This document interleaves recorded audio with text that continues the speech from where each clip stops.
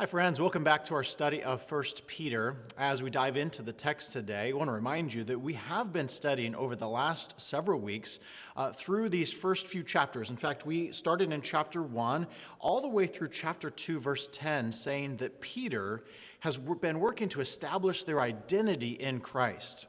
We've said this, that there are four anchoring points, four principles that help orient them to their identity in Christ during this uncertain time. Peter's writing to people, Christians, who are spread out over a region, and he clarifies that they are living like exiles. They are not home yet. In fact, these four orienting principles, Him, who is God.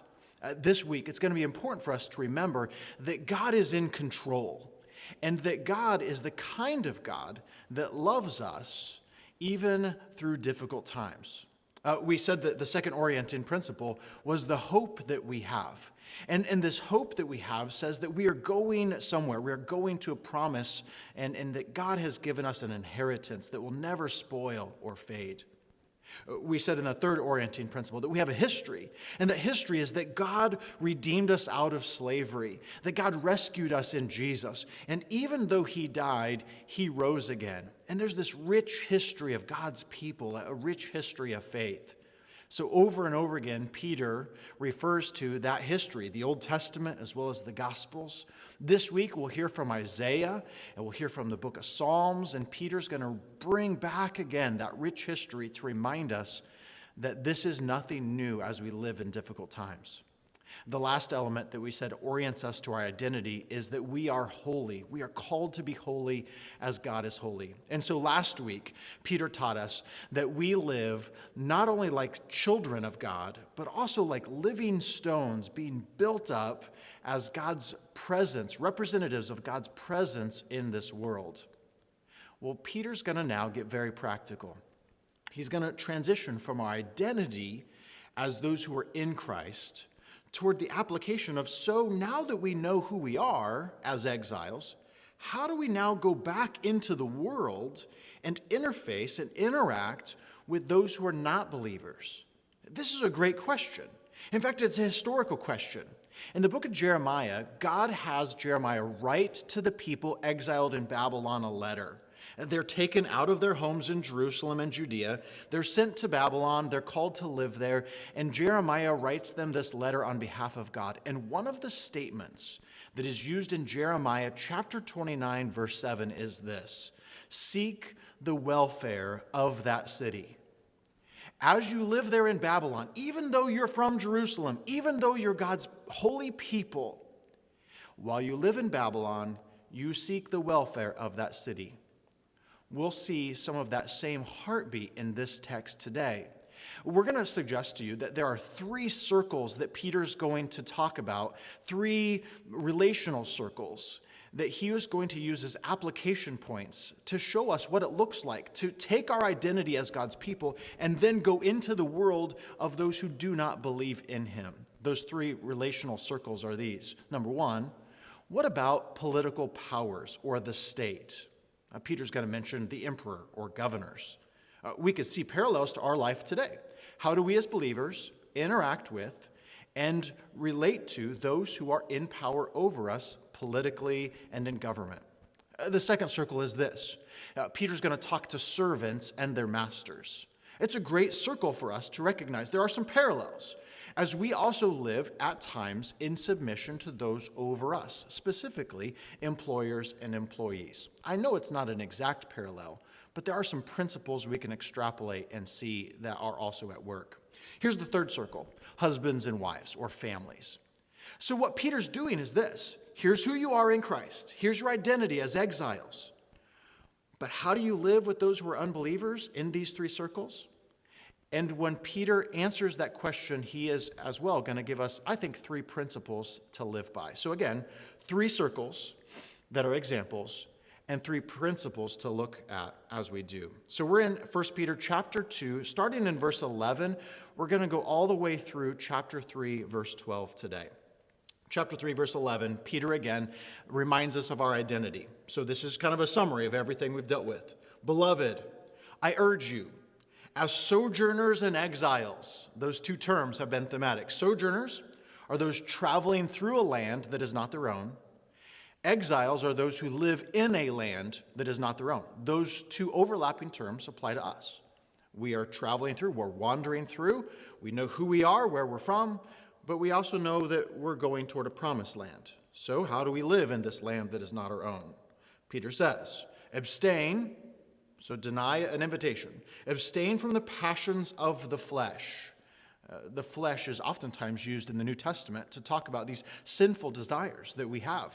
In fact, it's the native language of the land that we live in, but we're called to be holy. We are different as exiles and sojourners. So we abstain from these passions. Now, these passions are not just sexual, but they are really kind of this holistic idea of what are the passions of this foreign land that we live in that's contrary to who Christ is and who God is. These passions, Peter says, wage war against your very soul. So Peter reminds us to keep our conduct, the way we live amongst the Gentiles, those who are unbelievers, honorable. The word here is the word good. This is going to be Peter's application of the previous content.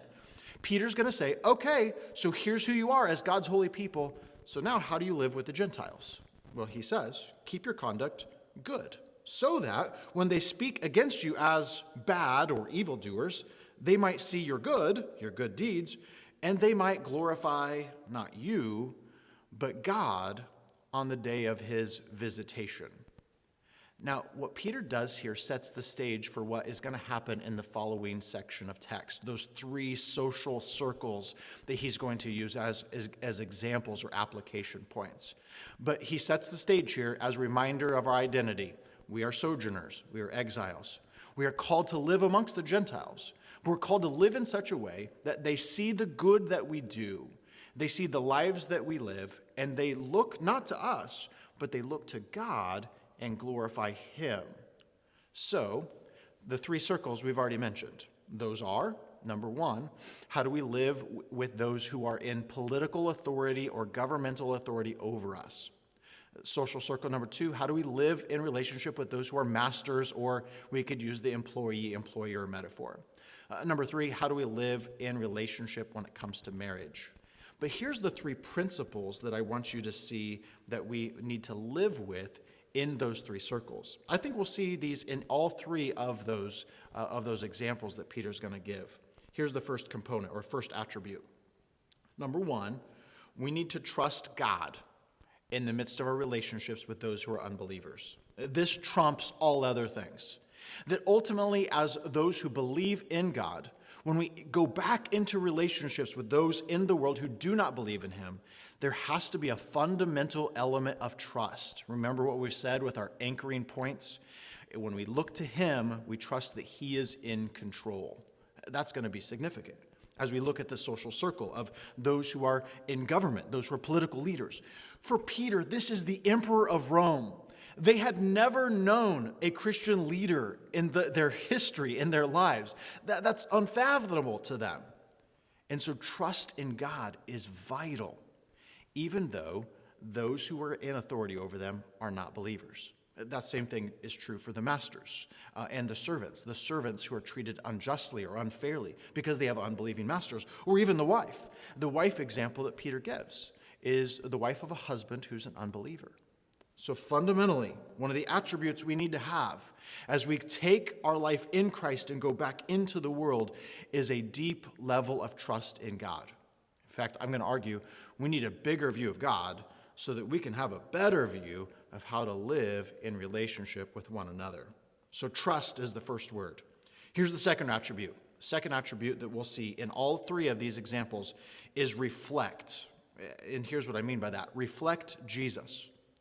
Peter's going to call us to trust God and reflect Jesus in every relationship that we have with unbelievers. Trust God that he's big enough, that he's sovereign, that he loves us, that he redeemed us, that he will save us.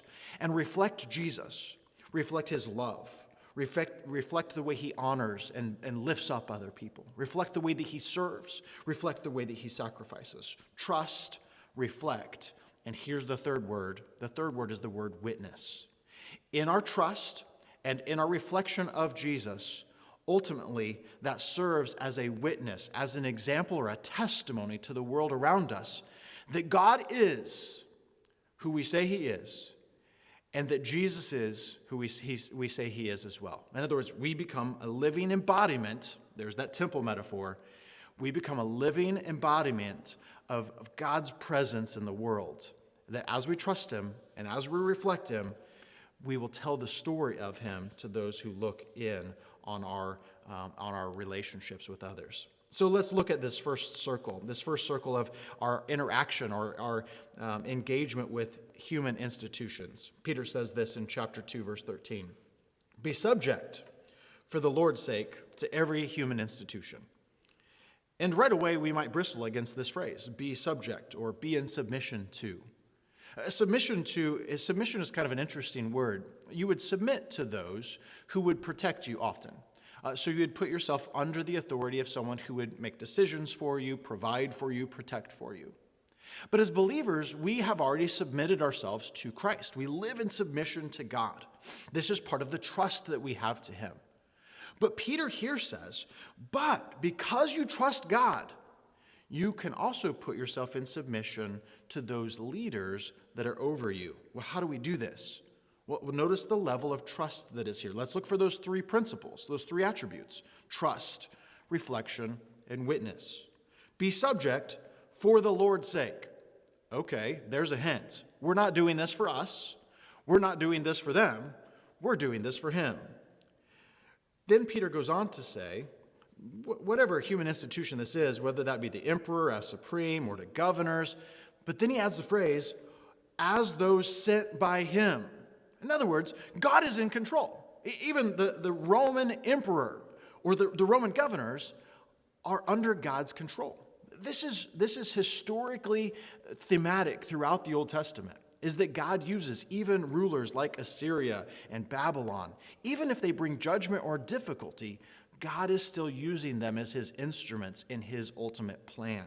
So we can, in our submission to God, submit to leaders, trusting that God is able to carry out his plan. Notice what Peter says here. Trusting God is vital for our ability to interact in a way that is honoring to him when it comes to these human institutions. We trust that these governors and these emperors were sent by him to punish those who do bad, evil, and to praise those who do good. Notice this theme continues to play out, good and evil. Verse 15, this is the will of God. This trust factor continues to play a theme. That by doing good, you should put to silence the ignorance of foolish people. In other words, those calling out false accusations against the exiles, against the believers. And they had all kinds of accusations against the believers. Those who were part of the Roman outside group who were not believers, they accused Christians of all kinds of things. They accused them of insurrection, of being in rebellion. After all, they claimed that Jesus was king, not the emperor. They didn't make the sacrifices to the emperor, the propaganda, the political alliances to Rome that you would expect. They accused them of cannibalism. After all, communion is eating flesh and drinking blood. They accused them of even incest because of their calling one another brother and sister. There were all these rumors going around. But Peter says, no. Trust God. Reflect Jesus. And let that be a witness when it comes to the good conduct that you have to the world around you. So, Peter says this will silence those foolish people. Verse 16, live as people who are free. Now, we love this. We almost beckon back to Braveheart and freedom. Be subject and freedom seem to be in tension with one another. But that's not how Peter teaches it when it comes to the attributes of being in submission to God. We can live in freedom with Christ, but also subject ourselves to those whom we disagree with. Notice what Peter says. Live as people who are free, but don't use that freedom in Jesus to cover up for evil, to cover up for rebellion, for doing bad. Live as people who are free. Why? Because our freedom is such a bigger freedom than just an earthly freedom. We have been freed. That's part of our history. Remember those anchoring principles for our identity. We have been freed from sin. We've been freed from slavery to sin. We've been freed and promised a promised land. Nothing in this world can take that freedom from us. So let's not use that freedom to spark rebellion and do evil, Peter says. But instead, let's live as servants, not of the state, but as a bigger picture, servants of God. So this bigger picture, we need a bigger picture of God to have a better picture of the world around us. So Peter comes and says, verse 17, honor everyone, love the brotherhood, fear no one but God. That's a theme throughout 1 Peter. We don't have to fear anyone. The state can kill us, persecute us, cause us to suffer. We'll deal with suffering next week. We fear God. That's why we live this way in this social circle when it comes to human institutions, because we trust him. We fear him. We are in submission to him. And so Peter closes out this particular circle by saying, honor the emperor. The Bible has much to say on this particular theme, and I recognize there are some acknowledged difficulties. When is it ever appropriate to not be in subject to those who are in power over us? There are apparently times. After all, Peter himself in Acts chapter 5 said to the Jewish leaders, we must obey God rather than you. So when is it appropriate? Well, the biblical answer seems to be this, that we ultimately are in submission to God. And that whenever we can reconcile that submission to God to the submission of those who are in human authority, then we live in that humble submission, trusting that God will carry out his will, even if that means our own suffering.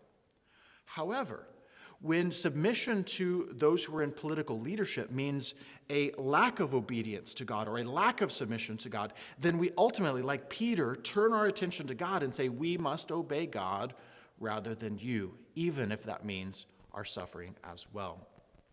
So we see this play out throughout history. We see, examples of this. Jesus turning over the tables of the money changers in the temple. What is Jesus doing there? He is trying to free those who are being subject to this injustice that's taking place, this lack of access of worship. We see examples of this throughout history of Tyndale and Bonhoeffer, and just this last week studying Harriet Tubman. We see examples of those who say, ultimately, if I'm going to stand in a position in opposition and not be subject to those in human institutions, it's not because of me and my rights, but it's because I'm going to stand up for someone else. And so I want us to again see those three attributes: trust, but also reflection. What does it look like to reflect Jesus? And sometimes this reflection of Jesus means being a servant, but sometimes it also means standing up and bearing sacrificially the persecution or the pain or the suffering that comes because we stand and we redeem or we bring out freedom for other people. So we recognize that there's some tension here, and we want to look at this with the holistic picture that Peter gives us of our identity. As we do, we also want to recognize that over and over again, the norm is this. The norm is that we can live in submission. The norm is that we can reflect Jesus by honoring.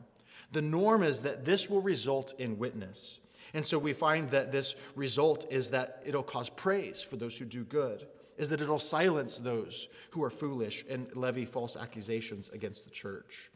So here's our first social circle: those who live in human institutions as unbelievers over us, and we as believers who live with them. How do we live in Christ and also in the world as exiles?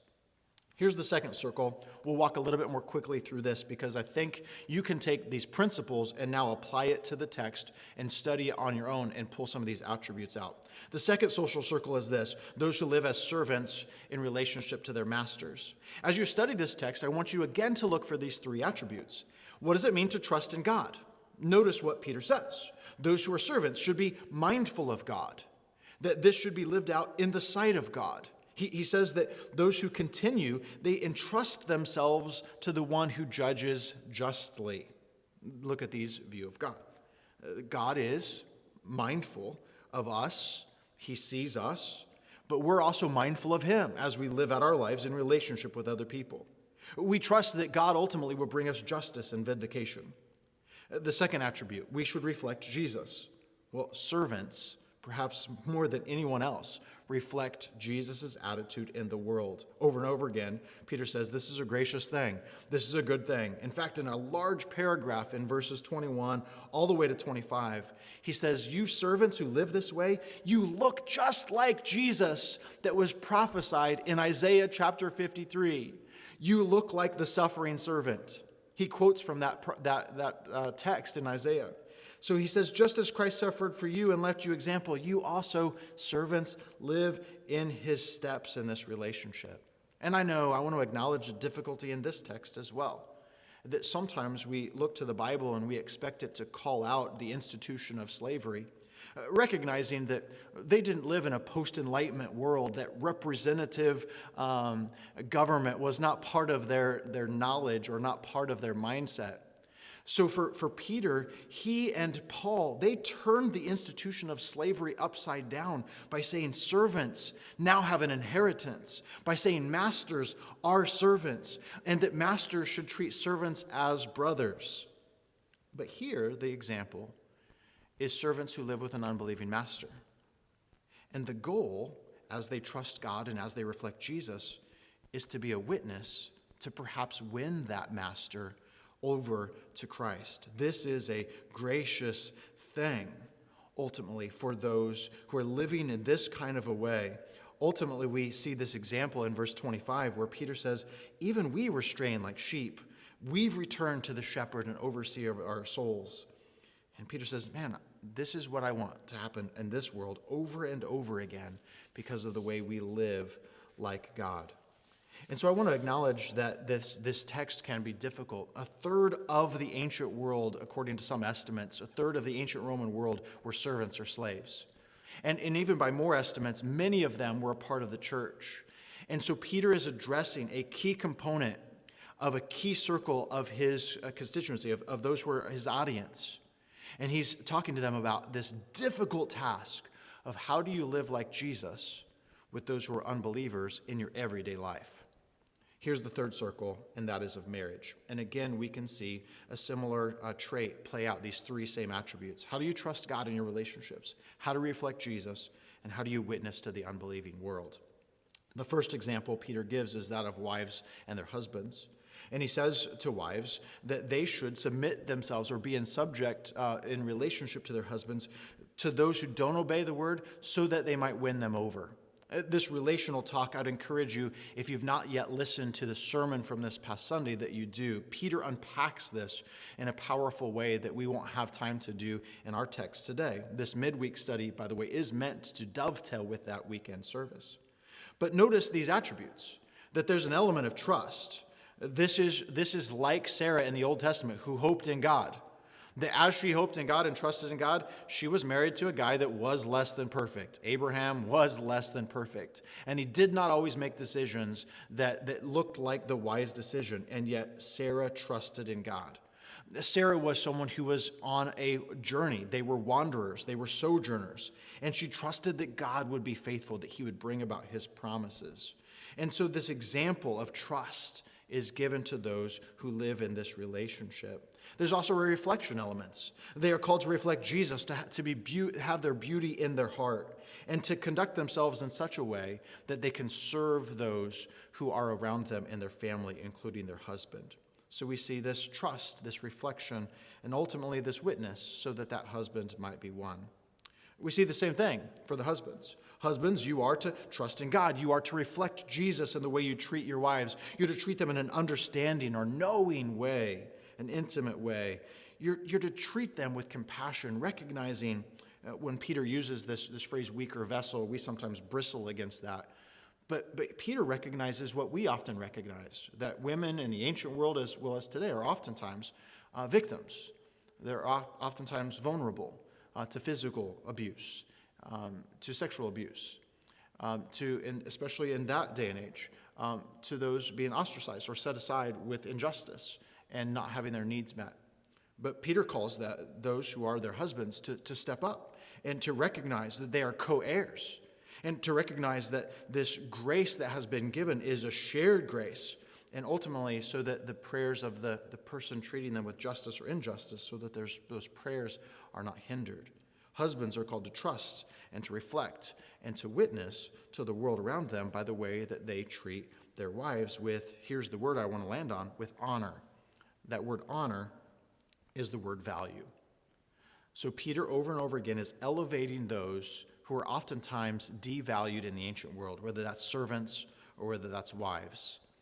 And so we find in this text this ultimate attribute, or these attributes that we are to have as Jesus' people. That as Jesus' people who are his children, we are obedient to God as his children. We are his temple. We take his presence and we reflect him everywhere we go. We find that this takes place now for Peter in the example of these three circles. In the circle of our lives with those who are in leadership over us, in our lives with those who are in our families with us, and we're called to ultimately, in all three circles, trust in God, reflect Jesus, and be a witness. So I want to ask you, it's kind of a long text for us. I want to ask you this question. As you live for God, as you live as someone who has taken on the identity of a believer in him, how do you go back into relationships with those who are unbelievers and have these three attributes? What does it look like for you to trust God right now in your life with those who are in political authority over you? Or perhaps those who are in authority over you in your workplace? What does it look like to reflect Jesus in those relationships? What does it look like to be a witness in the world right now in 2020 with all that is going on? That question is for you and your family as well. What does it look like to trust God right now in your family, to reflect Jesus in your family, and to be a witness, maybe even to those who are unbelievers in your family during this season of life? You see, if you start to extrapolate these principles in your life, it will begin to shape your framework of how you see those relationships. Rather than being concerned about your rights and your desires and your passions and your needs, you'll start to discover that what we are called to do as followers of Jesus is to deny ourselves and be concerned about our witness to them and their needs. And their ultimate need is to come to know Jesus. And how do they come to know Jesus? Ultimately, they come to know Jesus through you living like him. As we come back together next week, we will continue with this particular section in chapter 3, verses 8 and following, and we'll recognize that what Peter's going to say is this, is that God sees us and he knows, he hears, he listens, even as we now live in this world that might bring suffering because of our living for Jesus. Join us next week. I'll look forward to seeing you then.